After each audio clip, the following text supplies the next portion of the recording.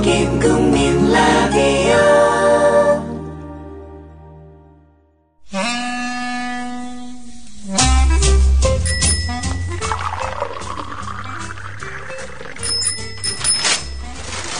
아침 신문 귀로 읽으세요. 김용민의 조간 브리핑. 안녕하세요. 전창걸입니다. 술 마신 다음날 새싹당 콩차 한 스푼을 뜨거운 물 1리터에 우려서 마셔보세요. 한 30분 지나면 내가 어제 과음한 사람이 맞나 의심이 들 정도로 숙취 해소에 도움이 됩니다. 첫 번째 제품 가격에 부담 느끼시는 분들 계셔서 이번에 포장 비용을 줄이고 부담도 줄인 새싹당 콩차를 새롭게 출시합니다. 인터넷 다음에서 새싹당 콩차를 검색하시고 전창걸닷컴으로 오세요. 전화문의는 070-8635-1288, 070-8635-1288로 전화주시면 되고요. 인터넷 판매는 언제든지 전화문의는 업무 시간에 해주시기 바랍니다. 왜 너만 멀쩡해? 다른 대로 돼?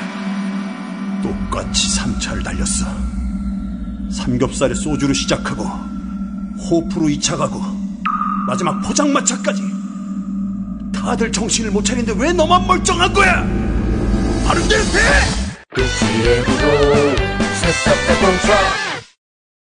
차 살 때 어디서 검색했어? 카넥트요. 차 살 때 어디서 견적냈어? 카넥트요. 차 살 때 어디서 할인받았어? 카넥트요. 카넥트 모르세요? 구글 플레이 스토어나 애플 앱스토어에서 다운받은 앱이요. 차량 재원, 이미지 검색부터 결제 조건에 따른 견적 비교를 한 방에. 차 살 때 찾는 앱 카넥트를 지금 다운받으세요. 자동차의 모든 것 카넥트. 넥트 카넥트.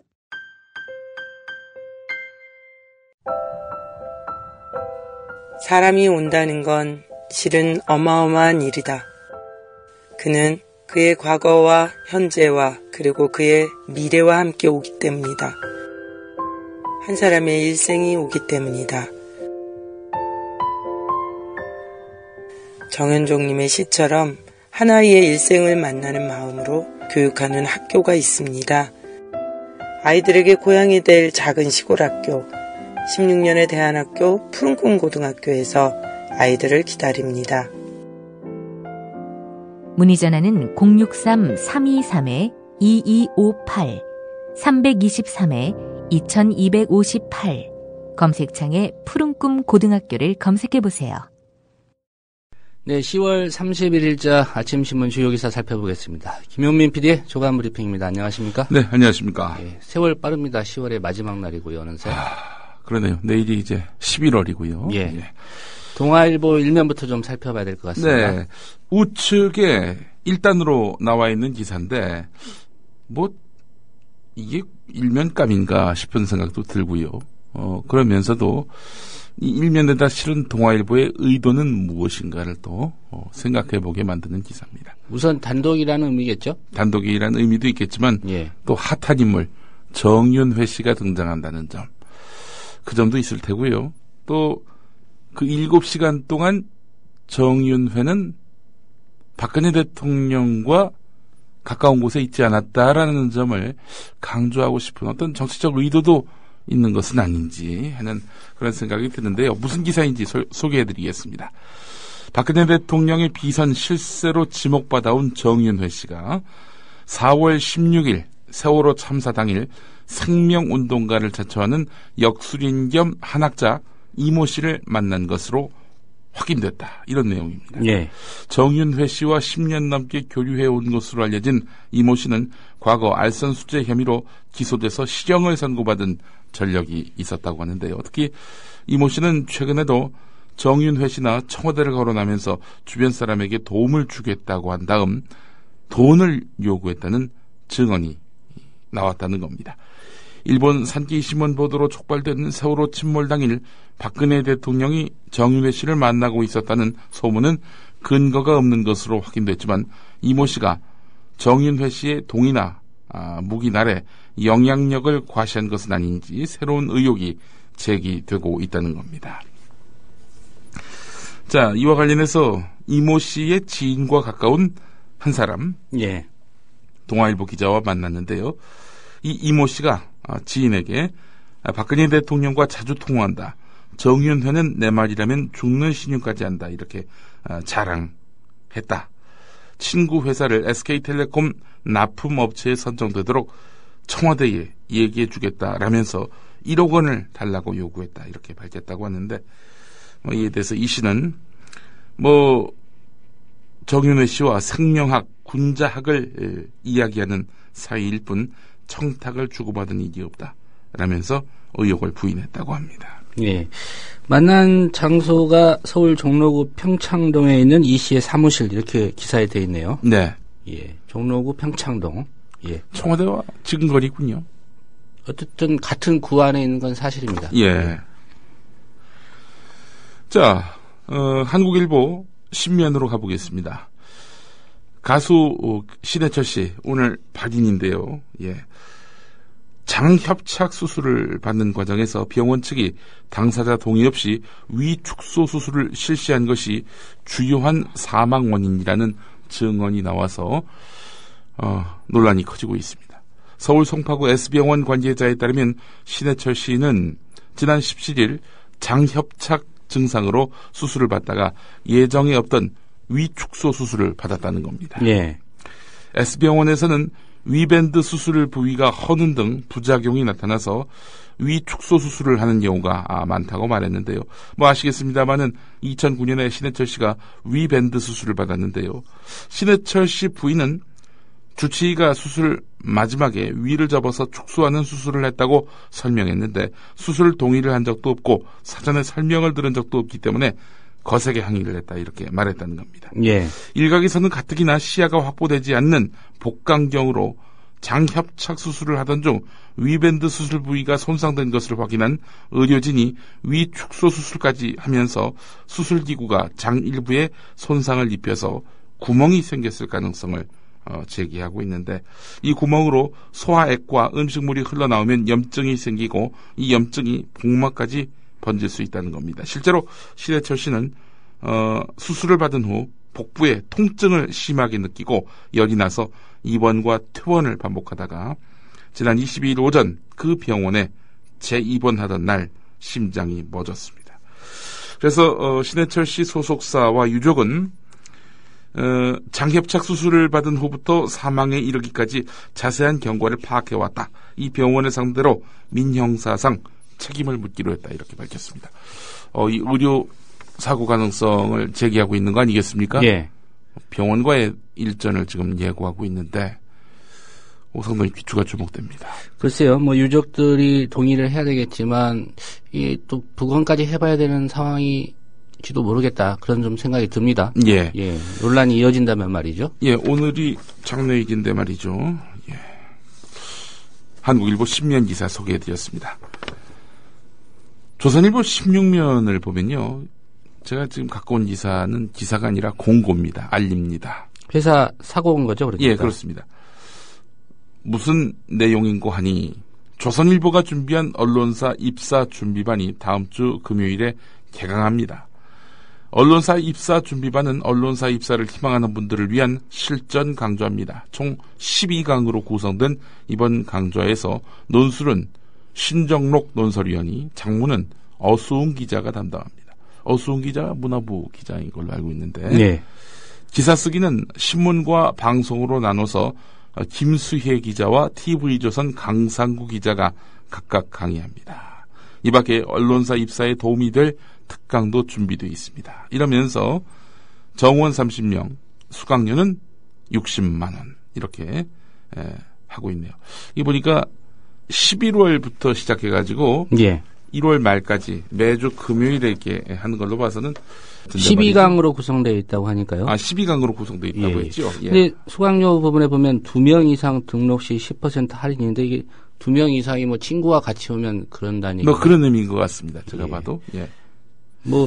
여러 가지 특강을 하는 모양입니다. 자, 언론사의 특정 사업에 대해서 무슨 이게 브리핑할 거리냐라고 하실지 모르겠지만 일종의 사교육 시장을 열겠다 이 얘기 아닙니까? 게다가 또 지금 언론사 입사를 준비하는 청년들이 얼마나 많습니까? 이들을 상대로 해서 언론사가 입시 준비반을 꾸린다. 논설위원이, 기자가 강사고. 예. 이 과연 적절한 것인지 의문을 갖지 않을 수가 없습니다. 공직자, 혼외자, 뭐 추적특강 이런 것도 있을 것 같습니다. 조선일보라면은 뭐 그렇다면은 또 우리 논설에 있어서 아주 일가견이 있으신 그런 분들 아닙니까? 우리 김창균 부국장 겸 사회부장.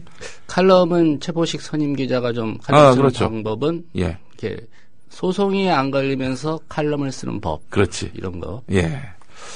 그런 분들이 또 강사로 나서시면은 이거 뭐 언론사 입사 준비하는 사람들뿐만 아니라 현역 언론인들도 대거 아마 이 특강을 신청하지 않겠는가. 예. 생각해 보니까 소송에 걸리지 않으면서 칼럼 쓰는 법. 예. 일단 조선일보에 입사를 해야 되겠군요. 그렇죠. 이게 뭐 어떤 글쓰기 기술의 문제가 아니라 이 배후에 어떤 언론사가 있느냐 뭐 이런 부분이 제일 중요하죠. 예. 자, 오늘 한겨레 일면 보겠습니다. 대법원이 유신 시절에 초헌법적 악법인 긴급조치를 적용한 수사 재판은 그 자체로는 불법 행위가 아니어서 손해배상 대상으로 삼을 수 없다 이렇게 밝혔습니다. 긴급조치를 위헌, 무효라고 선언해놓고 당시 이를 실행에 옮긴 공무원들의 행위에는 면죄부를 준 셈입니다. 이런 판정이 나왔군요. 대법원 2부 주심이 이상훈 대법관이군요. 예. 이상훈 대법관 하면은 또 정봉주 의원 감옥에 넣은 이상훈 대법관 아닙니까? 대법원 2부는 최근 유신 반대 운동을 하다가 긴급조치 9호 위반으로 유죄를 선고받은 서모 씨와 장모 씨 및 그 가족들이 국가를 상대로 낸 손해배상 소송 상고심에서 긴급조치에 따라서 영장 없이 체포 감금한 것은 불법 행위로 손해배상 대상이라는 원고 쪽 주장을 배척했습니다. 재판부는 긴급조치 9호에 의해서 영장 없이 피의자를 체포 구금해서 기소한 수사기관이나 유죄를 선고한 법관의 직무행위는 공무원의 고의 과실에 의한 불법 행위에 해당한다고 보기 어렵다. 당시 유신헌법은 긴급조치는 사법적 심사의 대상이 되지 않는다. 이렇게 규정했고 긴급조치 9호가 위헌, 무효임이 당시에 선언되지 않았기 때문이다. 이렇게 얘기를 했는데 이건 정말 이게 탁상 행정이라는 말은 우리가 많이 해봤습니다만 탁상 판결이 아니겠는가 이런 생각을 하지 않을 수가 없습니다. 이 재판부의 논리는 2010년과 지난해 대법원 헌법재판소가 긴급조치 1호 9호가 위헌이라고 판단한 취지와 어긋난다는 비판이 나옵니다. 당시 대법원은 긴급조치 1호 9호는 발동 요건을 갖추지 못한 채 목적상 한계를 벗어나 헌법상 보장된 국민의 기본권을 침해한 것이므로 긴급조치 1호 9호가 해제 내지 실효되기 이전부터 유신헌법에 위반됐기 때문에 위헌이다 이렇게 밝힌 바 있었는데요. 예. 현행 헌법에 비춰서도 위헌일 뿐 아니라 긴급조치 발동의 근거가 된 유신헌법에 비춰봐도 위헌이라고 한 건데 말이죠. 그런 법도 사실은 악법이라 할지라도 악법도 법 어디냐 이런 논리를 펴고 있는 거 아니겠어요? 예. 민주사회를 위한 변호사 모임은 논평을 내고 과거 유신 정권이 긴급조치를 비판했다는 이유 하나만으로 국민의 기본권을 침해하며 무고한 시민들을 감옥에 가둔 점을 고려할 때 대법원 판결 취지는 형식 논리에 빠진 독단이다 이렇게 비판했습니다. 여러 사람들과 뜻을 모아서 낸 판결이라고 볼 수는 있겠지만 주심이 이상훈 대법관 아니겠습니까? 정봉주 의원 감옥에 보냈을 때 그때도 주심이었고요. 정봉주 의원은 당시 대통령 이명박과 대척점에 서 있었던 인물이고요. 그리고 이번 판결과 관련해서 유신헌법을 만든 주체가 또 박근혜 대통령의 아버지인 박정희 대통령 아니겠습니까? 박근혜 대통령은 그런 아버지의 유지를 이어받았고 또 그 아버지의 정치적 자산을 물려받은 그런 인물 아니겠어요? 이상훈 대법관의 이런 판단, 글쎄요, 권력자들이 참 좋아할 만한 그런 판단을 해서 저간의 그 어떤 의도가 무엇인지를 묻고 싶은 심정입니다. 예. 문제는 한겨레 신문 제목처럼 그 대법원이 위헌이라고 했던 그 판결을 뒤집은 거 아니냐 이런 문제점이겠죠. 예. 어제 또 중요한 판정이 하나 또 나왔습니다. 바로 선거구 획정과 관련해서 헌법재판소 결정입니다. 현행 국회의원 선거구 획정 인구수 기준에 대해서 헌법 불합치 결정을 내림에 따라서 결국 선거구제 변경 같은 이런 선거제도 개편 논의가 정치권의 핵심 이슈로 떠오르게 된 겁니다. 쉽게 얘기해서 이쪽은 인구가 적은데 국회의원 의석 한 석, 저쪽은 인구가 많은데 거기도 국회의원 의석 한 석. 이거 불공평한 거 아니냐라는 것이 이제 헌법재판소의 판정 아니겠습니까? 예. 자, 그래서 이제 약간 2016년 총선에는 달라진 선거구로 총선이 치러지게 되겠죠. 여야 주판을 열심히 튕겼습니다. 어떻게 될 것인가? 일단 여당은 좋아질 게 없다. 야당은 나빠질 건 없다. 이런 이야기입니다. 여당 입장은 새누리당 이진복 전략기획본부장의 말인데요. 한마디로 말해서 여당에 좋을 게 없고 야당에게 나쁠 게 없는 것 같다. 이랬습니다. 새누리당의 한 당직자도 여당에게 상대적으로 우호적인 농촌지역의 선거구가 줄어들기 때문에 여당에게 불리해질 수밖에 없다. 이렇게 말을 했습니다. 자, 새정치민주연합 진성준 전략기획본부장은 수도권에서 의석수가 늘어난다고 야당이 유리하다고 볼 수는 없다. 수도권은 그야말로 스윙 보터, 그 상황과 이슈에 따라서 선택을 달리하는 유권자층 지역으로 우리가 전패에 가깝게 진 적도 있고 전승에 가깝게 이긴 경험도 있다. 이렇게 말을 했는데 이건 신중하게 말하는 것이고, 예. 그리고 다소 엄살이 좀 섞여 있는 거 아니겠습니까? 아니 솔직히 얘기해서 호남을 제외한 나머지 농촌 지역에서는 새정치민주연합은 그 어떤 상황과 이슈에도 거의 전패하다시피 하지 않았습니까? 그런데 그 의석을 줄이고 수도권에서 의석을 크게 늘리게 된다면은 아무래도 승리 가능성은 더 커지는 거 아니겠어요? 질 가능성도 엄존합니다만은. 예. 그리고 문병호 전략홍보본부장은 영호남이 비슷하게 줄기 때문에 여야 득실은 비슷하다고 본다. 이렇게 말을 했는데 이건 역시 엄살이죠. 수도권 수가 크게 늘어났는데요. 또 충청권 수도 크게 늘어났고요. 수도권과 충청권은 이미 여야 어느 한쪽에게 일방적으로 유리한 곳이라고 말할 수 없는 그런 지역으로 분류되어 있지 않습니까? 자, 그런 의미에서 본다면 여당의 현실 인식이 보다 정교하다. 전 이렇게 봅니다. 여당이 좋아질 것은 없고 야당이 나빠질 것은 없다. 이런 이야기 말입니다. 예.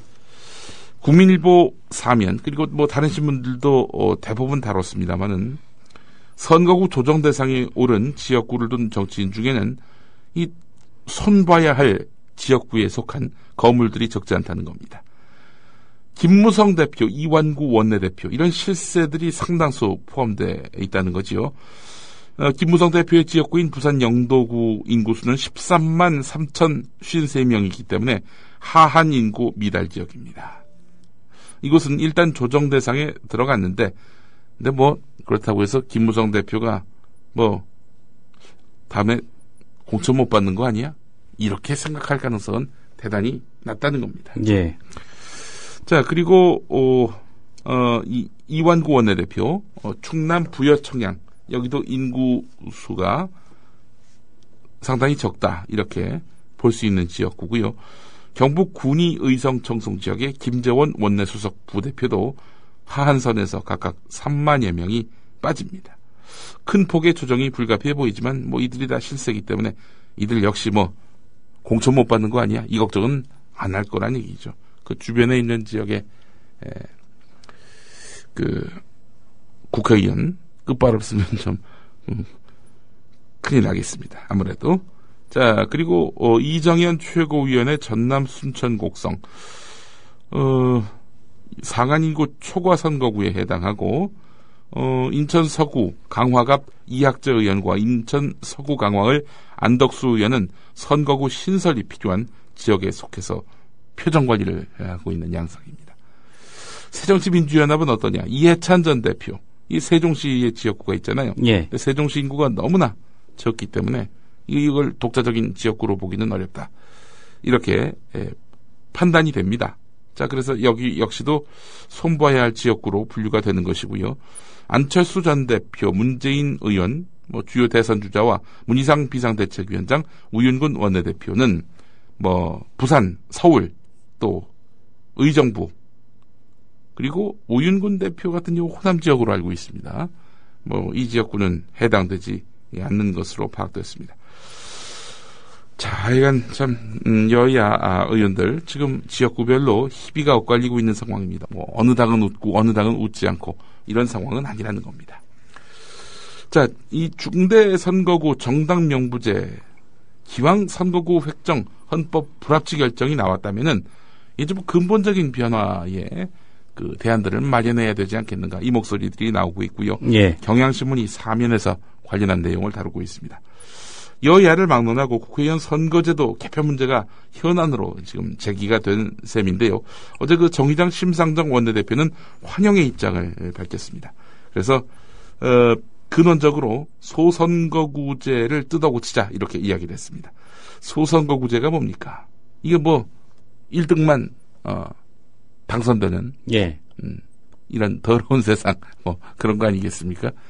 그래서 중대선거구제로 가자는 겁니다. 지역구 크기를 크게 넓혀서 1등뿐만 아니라 2등에서 3등, 지역구에 따라서는 4등에서 5등까지도 당선될 수 있는 그런 지역구를 선거구제를 만들자 이런 얘기입니다. 50 때 좀 시행이 됐었죠. 그렇죠. 예, 민정당 시절에요.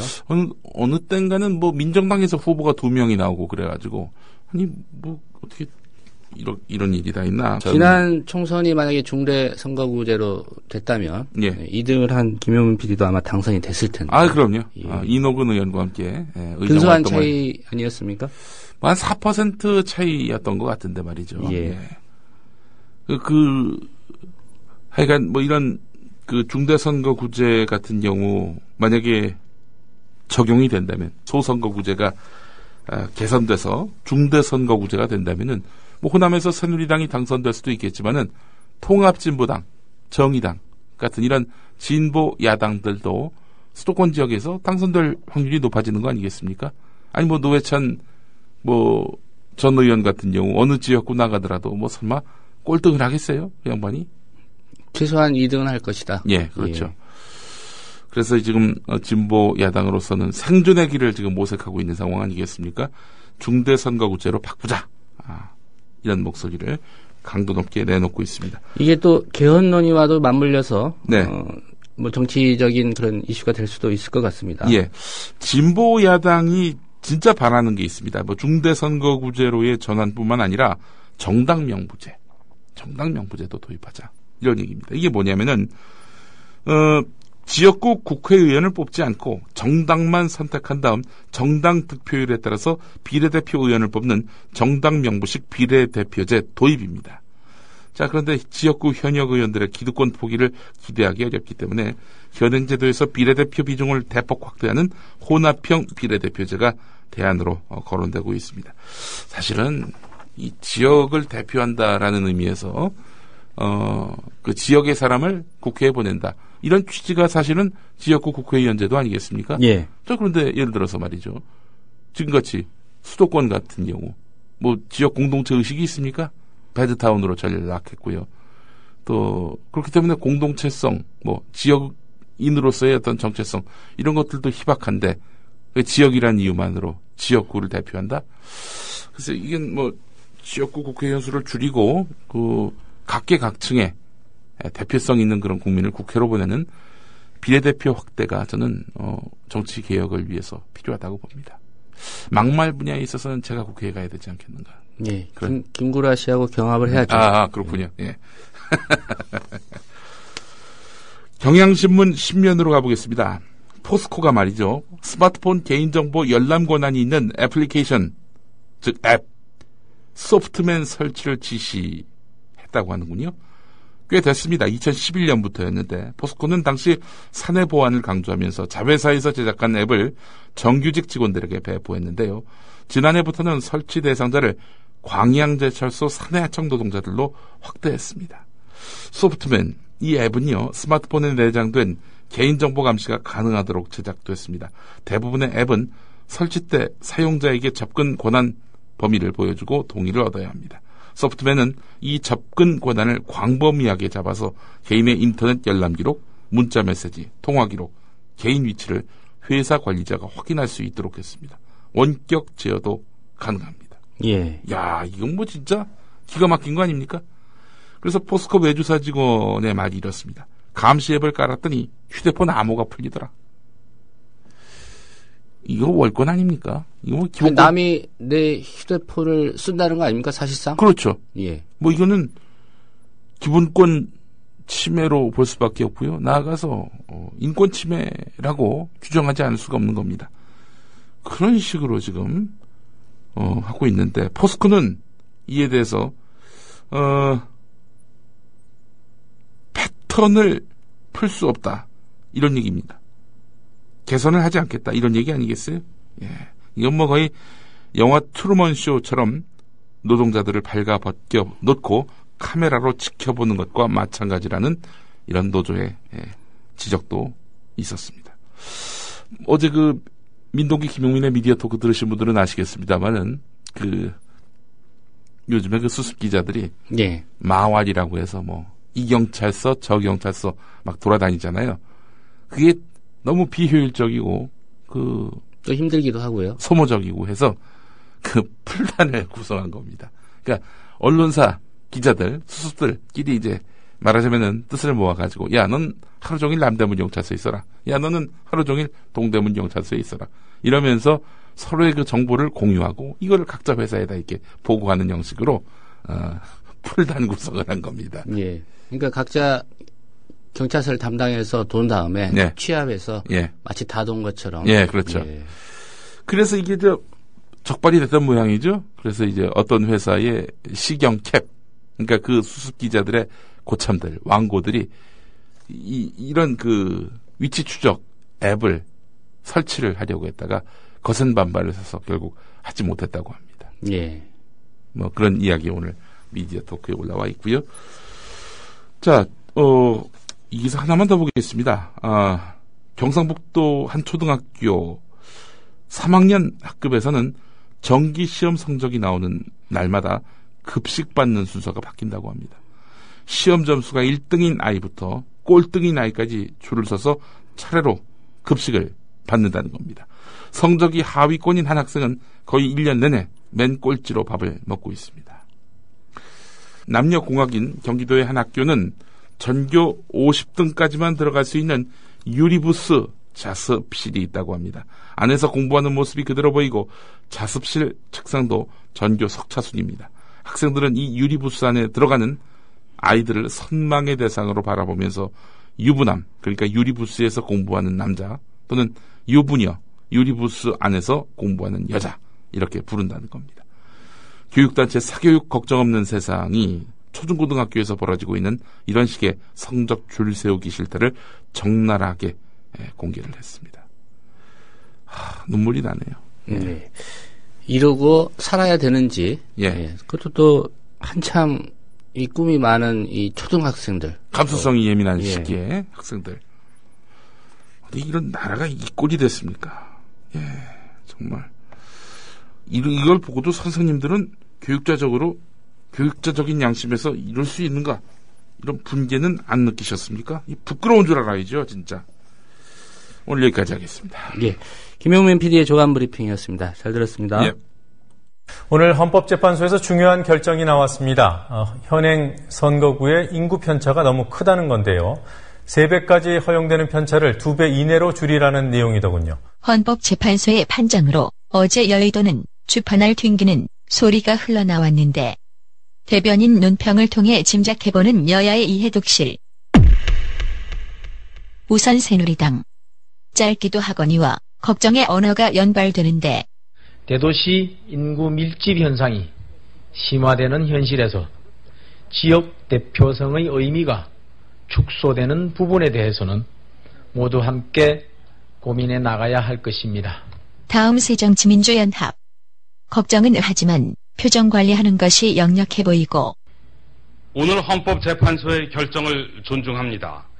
다만 인구 비례에 따른 표의 등가성뿐만 아니라 농어촌의 지역 대표성이 충분히 고려되지 않은 점은 아쉽게 생각합니다.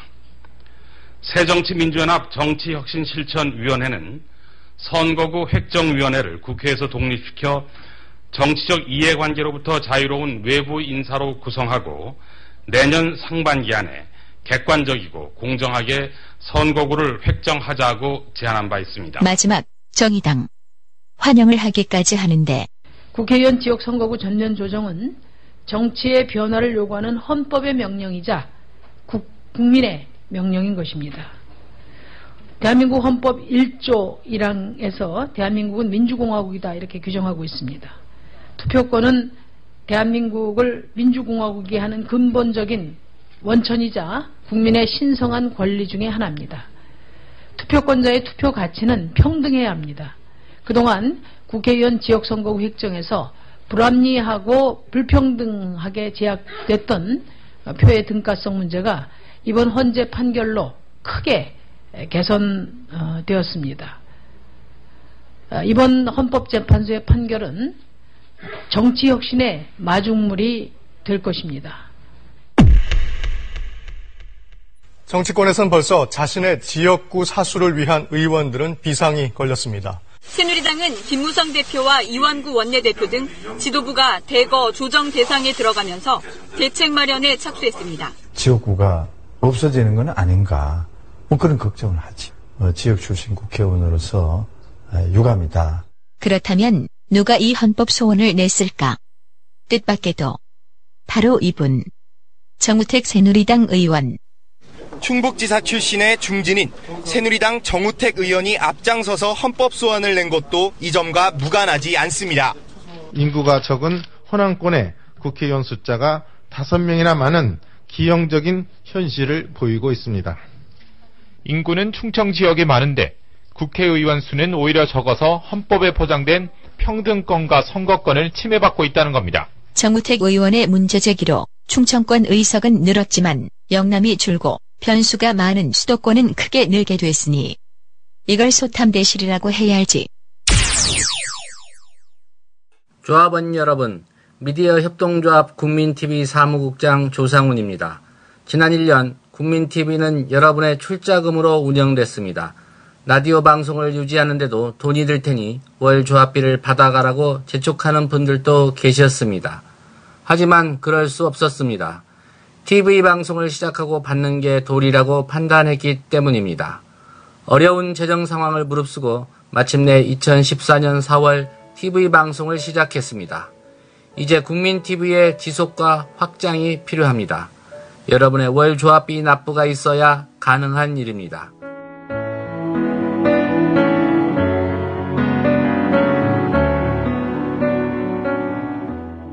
월 11,000원의 조합비 납입. 조합원 여러분의 많은 동참을 바랍니다. 자동 납부는 미디어 협동조합 홈페이지 국민.tv 또는 서울전화 3144-0933, 서울전화 3144-7737로 신청하실 수 있습니다.